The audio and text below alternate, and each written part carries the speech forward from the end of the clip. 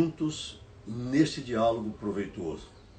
Não pensem vocês que eu estou preocupado com quantas pessoas têm acesso a esse diálogo. Se eu tenho certeza que as que permanecem são pessoas que estão afeitas a um trabalho tipicamente voltado para a cidadania. E eu tenho uma seguidora que me disse essas palavras, eu estou repetindo para minha seguidora Mariana Cosa.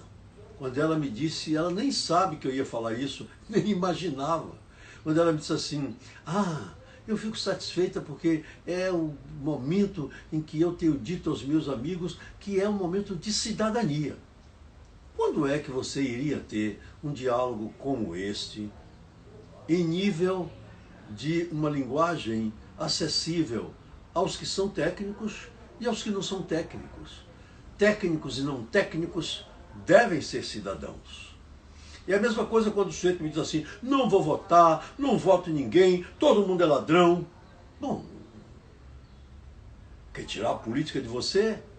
Pode tirar. Mas a política insiste em estar em você, porque qualquer providência que você tiver de tomar tem que ser em função do exercício do poder político. Não adianta estar fora da política sem a caneta na mão e pensar que vai intervir, que vai interferir em coisa nenhuma do mando. E é tão verdadeiro isto que nós estamos entrando e saindo nas fases, no mundo todo, nas fases que a pandemia tem permitido, entrando e saindo da atividade econômica, da atividade social, de acordo com quem está com a caneta na mão, de acordo com quem exerce o poder político, porque poder, por definição, é a aptidão que tem alguém de ditar o comportamento dos outros. Não se esqueça, seu voto é importante, não é porque ele vai ser algo que alguém que lhe pediu ou que merece vai ter. Ele é importante porque você está passando de você uma legitimidade, passando de você um poder para alguém lhe representar. Portanto, a cidadania é isto. O exercício da cidadania é fundamental. Eu teria que lhe dizer essas palavras. Eu teria que lhe dizer que, a esta altura da vida, eu poderia não mais estar no meio social a disputar coisa nenhuma, porque era hora de eu me recolher para, egoisticamente, dentro da minha individualidade, eu gozar dos bens materiais que amealhei na vida. Mas não, eu estou aqui com você. E o dia é feliz, sim. O dia é feliz porque nesta data, há alguns anos atrás, portanto mais de 80, você sabe, Dona Edith me colocava no mundo. Hoje é meu aniversário natalício. E eu quero comemorá-lo com você. Comemorar desta forma. Comemorar sem alarde, comemorar sem suntuosidade. Não há possibilidade de pensar de outra forma, especialmente depois dessa quarentena, em que o coronavírus, pai dessa Covid-19, nos mostrou a vulnerabilidade do ser humano. Mostrou a necessidade de solidariedade entre os seres humanos. Mostrou a necessidade de fraternidade entre os seres humanos. Mostrou que caixão não tem gaveta para levar dinheiro. Você não leva nada quando você morre.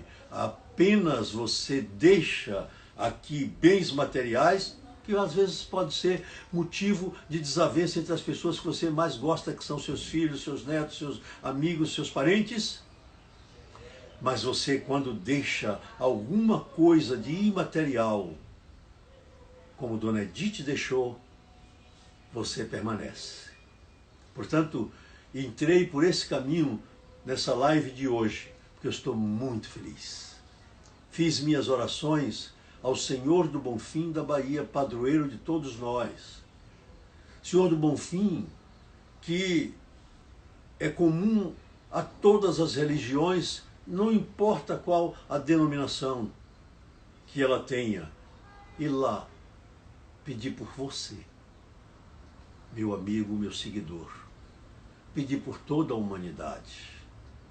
Estou certo, se cada qual de nós, nesse sentido de fraternidade e de solidariedade, pedir não só para si, mas pedir para toda a humanidade, pode ser que os ouvidos de Deus sejam muito importantes. E a coincidência do Evangelho de hoje, uma parte que mais admiro, que é o livro de Jó, nos demonstra que quem quer que seja o ser que está sobre todos nós, humanos, quem quer que seja este ser, o que ele deseja é experimentar o nosso caráter. O nosso caráter. E foi assim que aconteceu com Jó. Enquanto Satanás tentava Jó e o Senhor tirava-lhe todas as riquezas, todos os bens materiais, e até atingiu Jó na parte imaterial, no afeto dos seus filhos, Jó permaneceu fiel a Jesus, a Deus. E fiel ele dizia sempre, Deus que me deu tudo, Deus que me tire tudo. E Deus lhe restituiu, porque só queria mostrar a Satanás que ele tinha fiéis na terra. Mas a fidelidade que Deus quer na terra é do seu caráter, é do nosso caráter. E esse caráter é o que me faz estar junto de você hoje, agradecendo a sua companhia nesses nossos 10 encontros desde 1º de agosto. Como sempre, eu começo respondendo a indagações. E Girleide hoje fez uma indagação interessante. Ela perguntou, em primeiro lugar, se existe algum fato gerador que justifique a reforma tributária durante e depois da pandemia. Veja, Girleide, a reforma tributária se justifica há muito tempo, a reforma tributária. Mas o que nós temos aí não é reforma tributária, nós temos aí reforma da discriminação de rendas. E eu preciso esclarecer isso. Se nós vamos falar de discriminação de rendas, apenas vamos redistribuir as receitas dos tributos, isto é, a receita dos impostos, o quinhão de cada um dos entes federados, com eles. São 14 impostos, as taxas, são, portanto, pertencentes, por força do que a Constituição quer, a um dos entes federados, à União, ao Estado, ou então, digamos assim, ao município. Pronto. É o que eles querem reformar, é exatamente a discriminação de rendas. Eles querem repartir diferente o bolo que quem paga é você. Mas isso é problema deles. Saber quanto o Estado vai ficar na mão, quanto o município vai ficar na mão, quanto a União vai ficar na mão, é um problema deles. Só é problema nosso quando ocorrem duas coisas. A primeira é que você precisa fiscalizar para onde vai esse dinheiro, como vou mostrar na live de hoje, com o aconselhamento novamente, com as observações novamente do dia de hoje. E em segundo lugar, só interessa a você quando ele vai buscar o seu tostão. Desde a primeira live em 1º de agosto que eu estou dizendo que a tributação não passa de uma transferência do seu patrimônio para o patrimônio da coletividade, Girleide. E se é assim, então você não tem dúvida de que eu não preciso falar de reforma tributária durante a pandemia, pós-pandemia, a não ser para fazê-la efetivamente. Vamos entrar nisso. O que é então reforma tributária, se isso que está aí não o é, mas sim uma discriminação de rendas, uma divisão da receita? Há, verbo haver, existe reforma tributária toda vez que se altera a relação jurídica tributária. O que é a relação jurídica tributária? Você já ouviu falar disto nesses 10 encontros. Esta relação, como o nome está dizendo, é uma ligação entre dois polos, o polo ativo e o polo passivo. O polo ativo é aquele que tem a titularidade de exigir uma prestação pecuniária do polo passivo. O polo passivo é ocupado pelo contribuinte, pelo devedor do imposto, que é você. Então, se mudar esta relação, aí sim, sua pergunta teria sentido. Uma reforma durante a pandemia ou uma reforma pós-pandemia. Para quê? Para o que eu vou dizer na live de hoje. Uma reforma para que os tributos sejam cobrados de um modo menos gravoso. Não é o que eles estão tentando. Além de só querer a discriminação de rendas, quando o ministro da Fazenda vem a público, é para dizer que vai criar mais um imposto. Ainda que o imposto que ele está dizendo que vai criar, eu não acredito, que é um imposto de natureza digital, ainda que eu tenha sobre esse imposto falado o ano passado, de 2019, quando a França, quando a Espanha fizeram uma reforma para alcançar os bens que estão no mundo digital, ainda que fosse para isso. Bom, mas eu digo ao senhor ministro da Fazenda, que se é isso que ele pretende, palmas de Edivaldo Brito, mas as palmas só ecoarão se ele tirar, Girleide, algum dos impostos que existem hoje, para dar espaço a esse outro. Para dar espaço a esse outro. É coisa que você vai ver daqui a pouco, que a Prefeitura de Salvador talvez não esteja interessada, porque na semana que está findando, nós tivemos uma votação na Câmara, e nesta votação que nós tivemos na Câmara, o município deu, por iniciativa do prefeito, uma diminuição na alíquota dos bancos digitais, dos bancos financeiros, dos fintechs ou fintechs da vida, dos marketplaces da vida, esses nomes bonitos que os jornais estavam nos mostrando como seria, e que além dos jornais estarem nos mostrando como seria, há algum tempo atrás, os jornais desta semana também voltaram a falar deste assunto. E para evitar que alguém tenha dúvida do que eu estou mencionando, eu vou mostrar esse jornal aqui, olha, tá vendo? Esse jornal aqui. Ele está, portanto, tratando desse assunto. Revolução bancária deve acirrar disputa entre bancos e fintechs, e esse jornal é de 30 de agosto de 2020. Vou mostrar novamente o jornal, de modo que eu não estou mentindo, está aqui o jornal. E esse jornal aqui dentro, ele chama a atenção de que essa briga que estão falando lá dentro está, portanto, sendo de um jogo de 24 bilhões e 700 milhões de reais. 24 bilhões e 700 milhões de reais. Porque revolução bancária, está aqui novamente, leva a essa questão que você está vendo aqui. Revolução bancária, está aqui. Então eu não estou mentindo. Disse mas você está contra que venham empresas desse tipo para aqui. Eu quero saber se se fez um estudo de, nesse mundo digital, se é possível surpreender o tributo no município de Salvador, no território da cidade do Salvador. Quando essas atividades dessa natureza, basta bater o enter do computador e a moeda digital, que não é física, se transfere para um outro universo.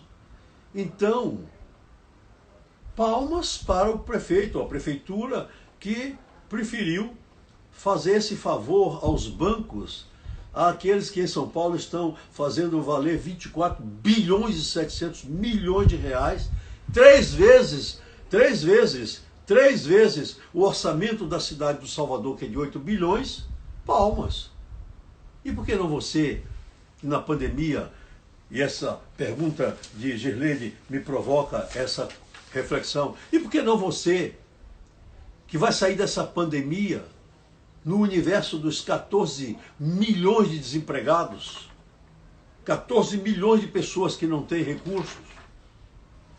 Então, se deu ao mundo digital, ao banco digital, às financeiras, a isso tudo que é os donos do mundo, que são os donos do capital, que não tiveram prejuízo nenhum nessa pandemia, dê também a moça da organização de eventos numa cidade como Salvador, que tem mais de 15 mil pessoas voltadas para esse trabalho, e que esses organizadores de eventos são pessoas que tocam violãozinho no barzinho, são os cantores que vão para as recepções, é aquela moça que faz o docinho em casa e vende para essas festas, é a pessoa que vai para as festas populares vender as suas iguarias.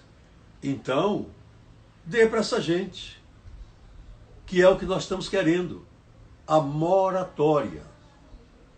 Entenda bem, se deu para essa gente poderosa, que está com 24 bilhões de reais só em São Paulo, senhor prefeito, dá também para esse povão, que desde 8 de maio, excelência, eu estou tentando emplacar o meu projeto de moratória. Eu não inventei a moratória, excelência.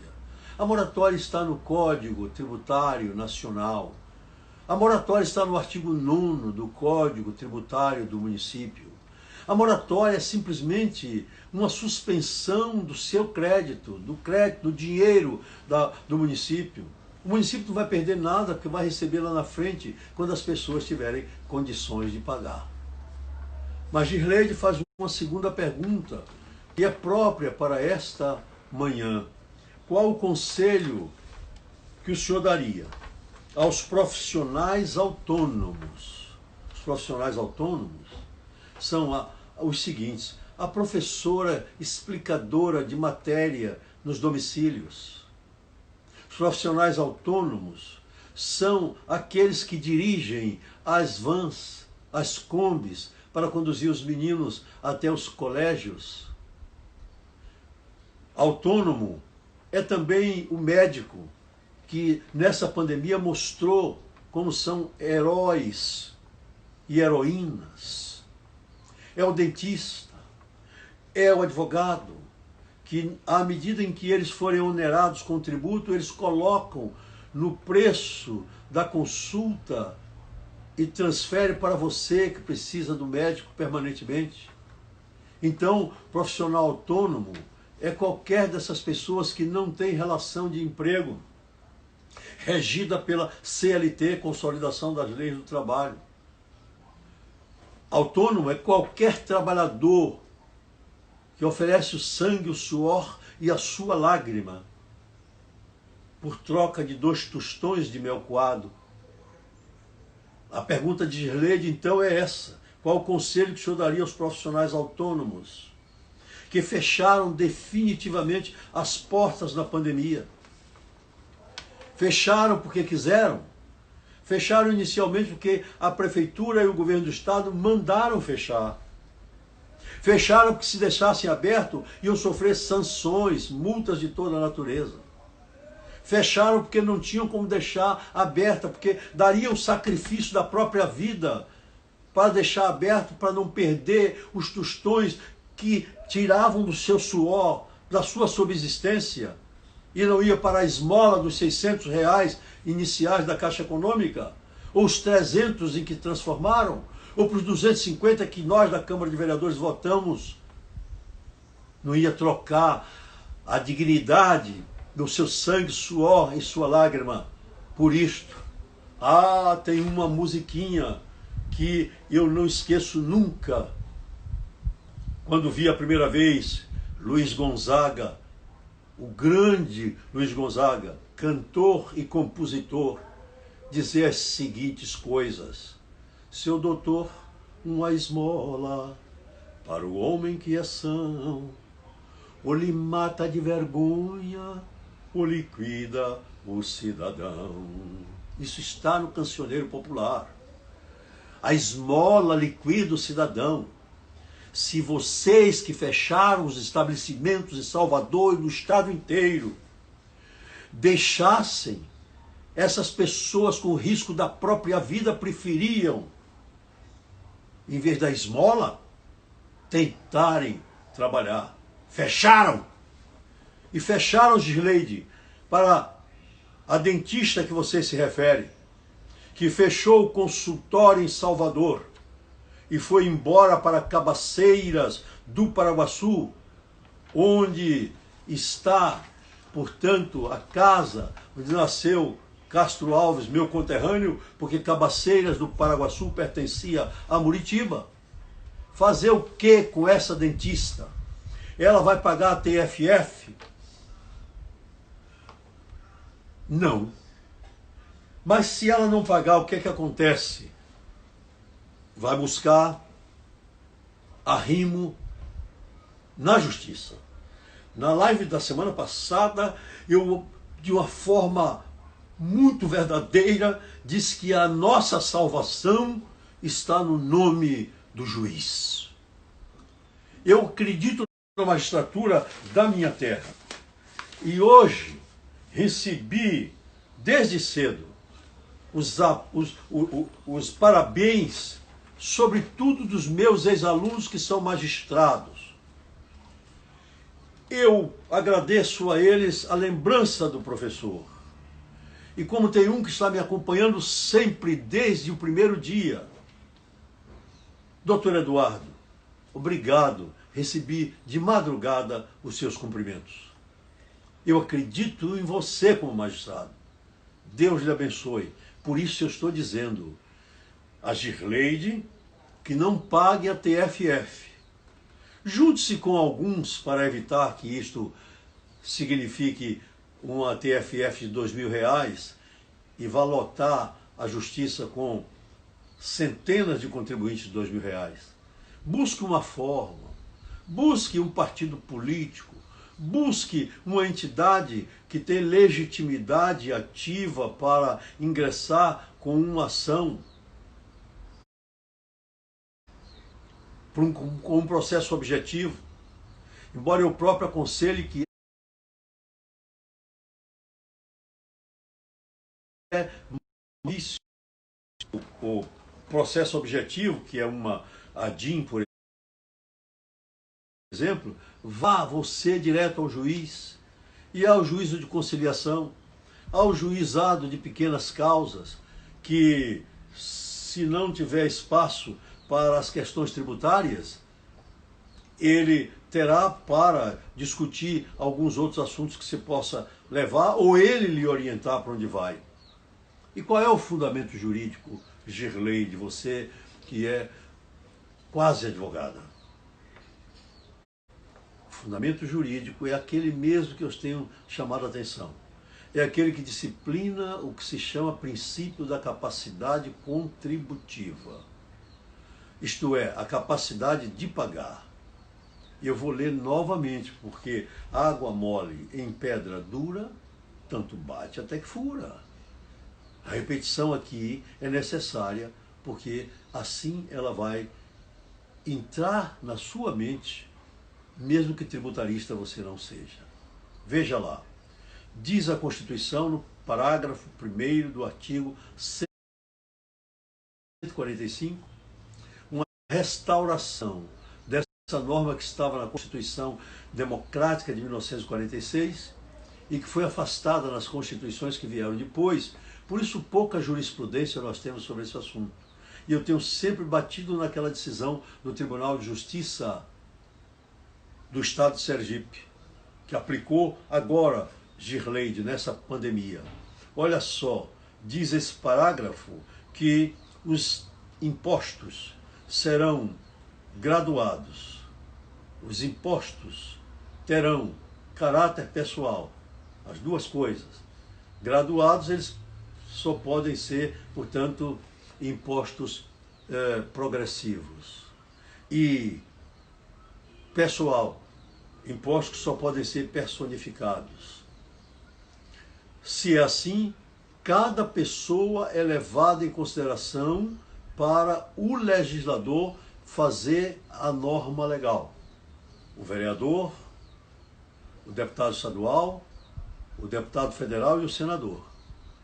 Na hora que ele está fazendo a lei, ele tem que saber a quem se destina aquela lei e se esse destinatário tem ou não tem capacidade. O segundo princípio é o que terão caráter, serão graduados. E eu disse que eles devem ser sempre impostos progressivos. Ou seja, imposto percentual, portanto, proporcional, é um imposto exceção. Imposto fixo é um imposto exceção. Porque o que o legislador brasileiro quis, da Constituição, é que ele seja progressivo. Se eu um dia tivesse sentado no Supremo Tribunal Federal, como já fui ameaçado de estar em janeiro de 2003, por um convite do então presidente da República, e infelizmente há 3 meses antes eu tinha feito 65 anos de idade, se eu tivesse sentado naquela cadeira, você ia ver, eu ia fazer uma revolução na decisão que iria tomar, porque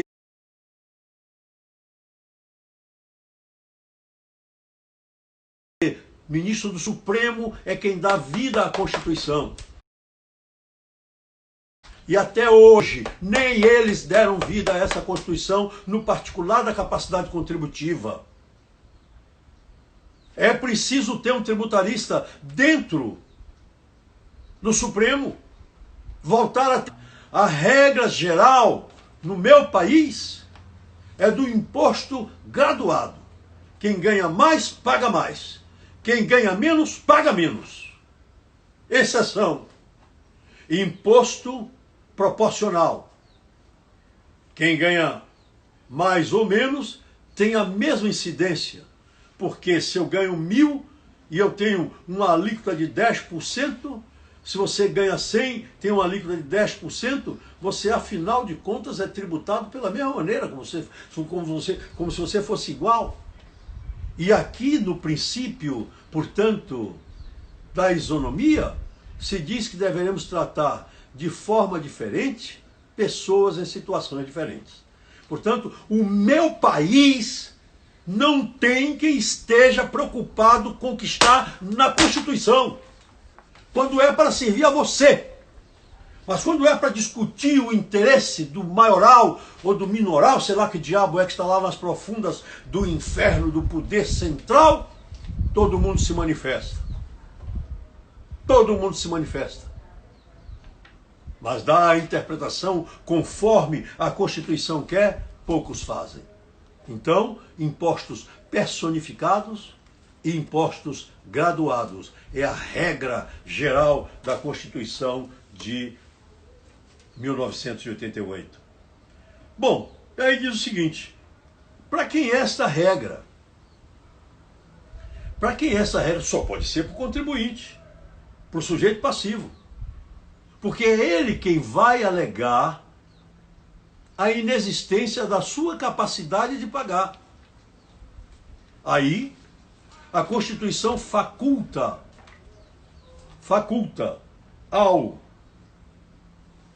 poder público, à administração tributária, faculta, não lhe dá poderes para isso, é uma faculdade de, diante dessa alegação do contribuinte, e até o patrimônio, e até as atividades econômicas e identificá-los para saber se o contribuinte está falando a verdade. E aí nós achamos que é possível pensar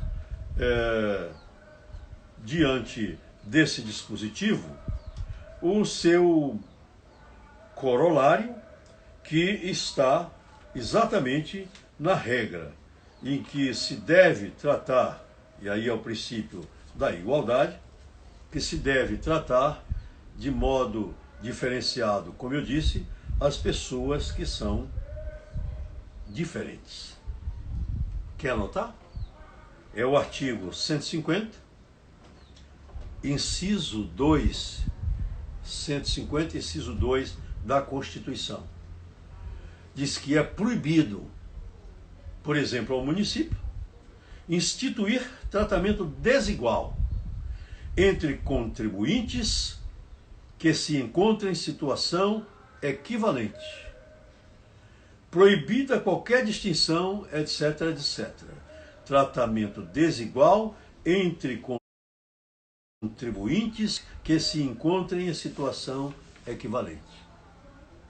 Não está em situação equivalente os donos das fintechs, marketplace e outros tantos. E se não está em situação desigual, equivalente, por que o município, ao mandar para a Câmara esta mensagem que mandou e que a Câmara votou na quarta-feira, e votou de uma maneira a igualar todo mundo, como se todos fossem iguais. Hoje eu estou alegre que é meu aniversário. E aí me lembro de se todos fossem iguais a você, que maravilha viver. Mas nem todos são iguais a você. Mas a mensagem número 19, de 26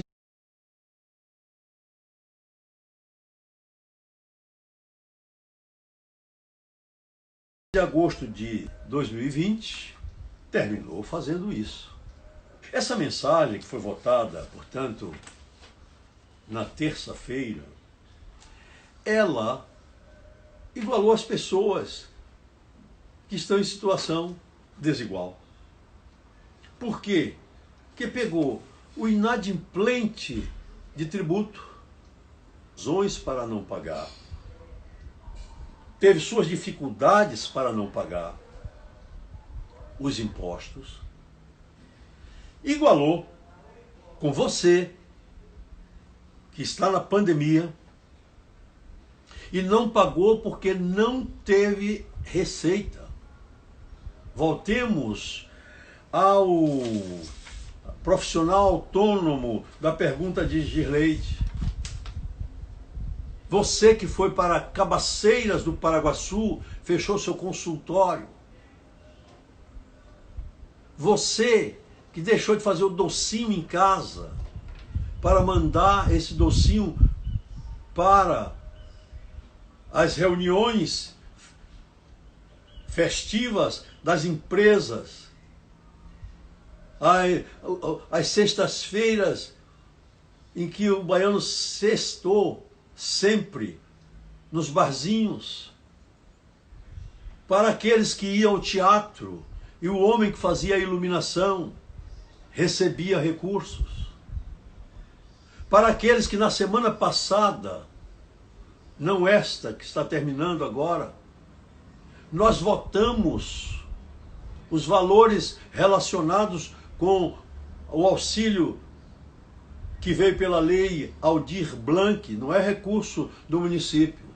Eu estou vendo a propaganda oficial da prefeitura dizer que os 18.700.000 reais estão na sua mão, como se fosse da prefeitura. Olha, vou botar olho no olho para você. O dinheiro veio do governo federal, que talvez esteja com isso, espiando com as suas penas, espiando os seus pecados, mostrando que ficou falando de hidrocloroquina ou qualquer outra substância, quando deveria estar socorrendo esses autônomos a que eu estou referindo. Mas, antes tarde do que nunca, mandou 18.700.000 reais. E nós da Câmara de Vereadores votamos. E eu estou numa comissão chamada Comissão de Cultura, na qual me foi entregue pelo presidente Geraldo Júnior a responsabilidade de estar na ativa da distribuição desses recursos, que não dependem de editalzinho que a prefeitura está fazendo como se fossem recursos seus para uma atividade corriqueira e ordinária. Esses recursos não vieram para isto. Vieram para socorrer as pessoas que bastam demonstrar que elas estão sem condições. Vamos acordar todos. Você que está nessa live, transmita isso para os outros. Isso é um exercício de cidadania. Não vamos aceitar que se pegue para fazer demagogia com os 18.700.000 reais que vieram do governo federal. Acaba com isto. Quer fazer campanha eleitoral, vai fazer sua campanha eleitoral com os seus próprios brilhos, com as suas próprias capacidades de agir. Mas não venha com fake news, com falsas informações. Nós votamos a semana passada a Lei Aldir Blanc em Salvador.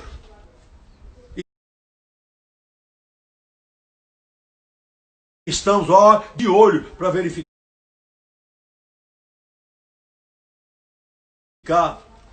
se a distribuição vai ser mesmo para, Girleide, esses autônomos que estão em condições de dificuldade na área de cultura. Pois bem, quando chega essa semana, vota-se programa. Se a prefeitura quer fazer um caça-níquel, se a prefeitura quer buscar mais dinheiro para aplicar não sei o quê, porque a prefeitura, além de estar recebendo essas verbas para suprir as dificuldades financeiras que ela poderia ter, socorrendo as pessoas em relação às quais ela mandou fechar, ela está recebendo recursos de fora. Mas se não satisfaz, pode fazer seu parcelamento incentivado. Mas a senhora e o senhor que estão me escutando, para não ter a impressão de que eu estou fazendo demagogia, eu até posso mostrar o projeto como ele está, todo rabiscado por mim, viu? Apresentei uma emenda que não passou também, e ainda me fizeram um passa-moleque que está na mão, para eu cobrar este assunto, quando eu mostrar ao presidente da Câmara. Há uma emenda que foi botada, apócrifa, lá, dizendo essa é de Edivaldo Brito, e o presidente, na suposição de que aquela emenda era subscrita por mim, e eu próprio que estava à distância, pensei que era. Quando essa emenda foi lida, meu caro seguidor, não tinha nada a ver comigo. E aí eu votei contra um projeto que estabelece, para não pensar que é demagogia, estabelece uma quebra em percentuais dos juros de mora. Qual foi a mora que você teve se você não pôde abrir seu estabelecimento? Mora quer dizer demora. Mas saiamos dos juros que a Selic, que eu mostrei que aqui no parágrafo 2º do artigo 6º, está gravado, meu amigo da prefeitura, para você não dizer que eu estou fazendo demagogia. Está gravado, está aqui, eu estou mostrando a Deus e ao mundo o texto. O texto está aqui, olha, o texto está aqui. Selic, tá vendo? Selic, é só você fazer um zoom no seu celular depois. Selic, a taxa que hoje está de 2%, diz aqui que ela será acrescida de pagamento de 1% relativamente ao mês em que o pagamento estiver sendo efetuado. Mesmo você que vai para o parcelamento incentivado, fica sabendo que a taxa Selic vai subir cada mês por obra